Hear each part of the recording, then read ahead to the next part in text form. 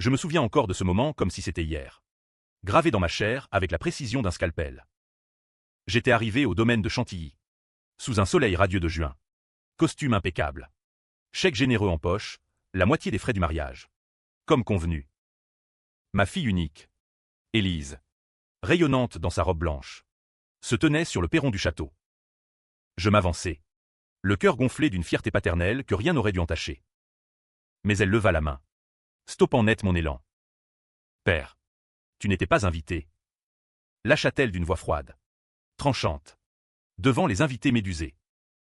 Et son mari, ce Lucien au sourire mielleux, posa une main possessive sur son épaule, comme pour marquer son territoire. Le monde s'effondra autour de moi en un instant. Moi, Antoine de Montfort, qui avait tout sacrifié pour elle, qui avait payé ses études à Sciences Po, son appartement à Paris, et maintenant cette farce somptueuse. Exclu. Humilié publiquement. Les murmures des invités, ces soi-disant amis de la famille, me transperçaient comme des aiguilles. Je reculai, le visage en feu, et repartis sans un mot, la rage bouillonnant dans mes veines comme un poison lent. Ce n'était pas seulement l'humiliation. C'était la trahison profonde. Viscérale. Élise, ma petite fille que j'avais élevée seule après la mort de sa mère, m'avait rayé de sa vie d'un trait. Pour lui. Pour Lucien Valois. Ce ambitieux sans scrupules. Héritier d'une famille de viniculteurs bordelais. Qui m'avait toujours regardé avec ce mépris voilé des nouveaux riches. J'avais cru qu'en finançant ce mariage, je scellais ma place dans leur avenir. Erreur fatale. Les jours suivants furent un enfer silencieux. Installé dans mon appartement haussmannien du 7e arrondissement, je fixais les photos d'Élise enfant, celle où elle riait dans mes bras sur les quais de Seine. Comment en étions-nous arrivés là? Les appels restaient sans réponse. Les messages lus. Ignorés. Lucien avait dû la monter contre moi. Insinuer que j'étais un poids. Un reliquat du passé. Ou pire, il y avait ces rumeurs. Ces secrets que je sentais planer sans pouvoir les nommer. Je commençai à fouiller. Discrètement d'abord. Un détective privé. Un ancien de la police judiciaire. Recommandé par un vieil ami avocat. Les premiers rapports arrivèrent comme des coups de poignard. Lucien n'était pas l'homme qu'il prétendait. Des dettes cachées. Des affaires louches avec des investisseurs russes. Et Élise. Elle savait. Pire.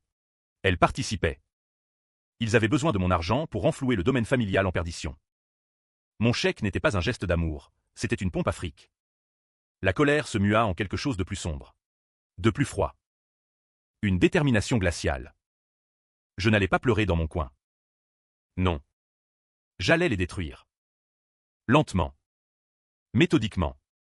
Comme on élève un château de cartes pour mieux le faire s'effondrer. Mon nom est Antoine de Montfort. J'ai 55 ans. J'ai fait fortune dans l'immobilier parisien. En rachetant des immeubles délabrés pour les transformer en or.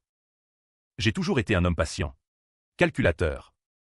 Mais cette trahison avait réveillé en moi une bête que je croyais endormie. La vengeance n'est pas un plat qui se mange froid. C'est un vin millésimé qu'on laisse mûrir jusqu'à l'explosion des arômes. Je commençai par couper les vivres. Annulation du virement complémentaire pour la lune de miel aux Maldives. Puis, des appels anonymes à leurs créanciers. Rien de traçable. Juste assez pour semer le doute. Élise tenta de me contacter alors. Voix tremblante. « Papa. Qu'est-ce qui se passe? On a besoin de toi. » Besoin. Toujours besoin. Jamais amour. Mais ce n'était que le début. J'avais découvert un secret plus profond. Un secret qui remontait à 20 ans. À la mort de ma femme. Un accident de voiture. Disaient les rapports officiels. Mais les dossiers que mon détective exhuma racontaient autre chose. Une manipulation. Une trahison familiale impliquant le père de Lucien. Ce vieux Valois qui m'avait toujours haï pour avoir épousé la femme qu'il convoitait jadis. Élise portait en elle ce sang mêlé de mensonges. Et moi, j'avais gommé les zones d'ombre pour elle. Pris des responsabilités qui n'étaient pas miennes. J'avais protégé quelqu'un qui n'en méritait pas la peine. La machine était lancée. Paris. Avec ses salons feutrés. Ses dîners chez les notaires. Ses réseaux invisibles. Allait devenir mon terrain de jeu. Je souris pour la première fois depuis le mariage. En sirotant un cognac devant la tour Eiffel scintillante. Ils allaient payer. Tous. Les semaines s'écoulèrent dans une tension palpable. Je m'étais replié sur moi-même. Évitant les cercles habituels où l'on croisait inévitablement les Valois. Paris est une petite ville pour les riches. Les ragots circulent plus vite que le métro. J'entendais parler de leurs difficultés, le domaine de Bordeaux menacé de saisie. Les vendanges ratées. Lucien nerveux. Élise anxieuse. Je les observais de loin. Photo prise par mon détective, eux deux dans leur appartement du 16e. Se disputant violemment sur le balcon. Élise en larmes. Lucien hurlant au téléphone. Parfait. Je décidai d'entrer en scène plus directement. Une invitation à dîner. Envoyée de ma part. Chez le doyen. Élise accepta. Seul. Lucien, retenu par des affaires. Menteur. Elle arriva élégante. Mais les cernes trahissaient ses nuits blanches. Papa. Pourquoi fais-tu ça? Demanda-t-elle d'entrer. Voix chevrotante. Je la regardai longuement. Ce visage qui était le mien autrefois. Parce que tu m'as humilié. Élise. Devant tout le monde. C'était Lucien. Il disait que tu étais toxique. Que ton argent était sale. Sale, mon argent. Gagné à la sueur de mon front. Tandis que les Valois dilapidaient leur héritage en fêtes et spéculations foireuses. Je posai les preuves sur la table. Photo de Lucien avec une maîtresse. Comptes offshore. Dettes de jeu. Ses yeux s'écarquillèrent. Il me trompe. Depuis des mois.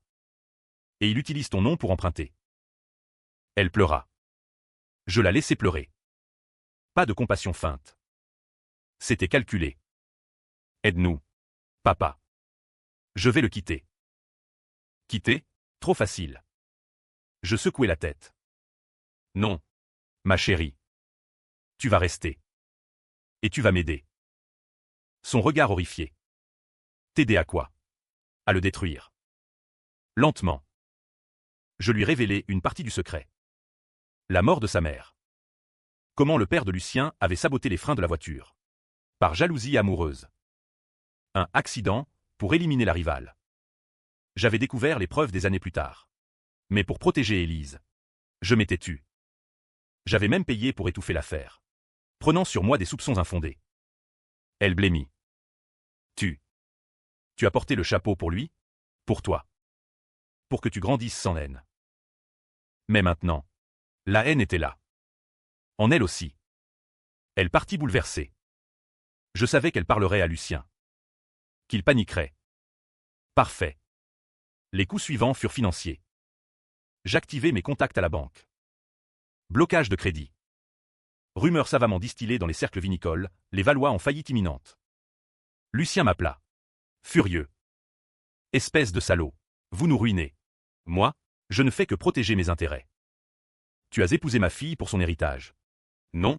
Silence. Touché. Puis vint le twist.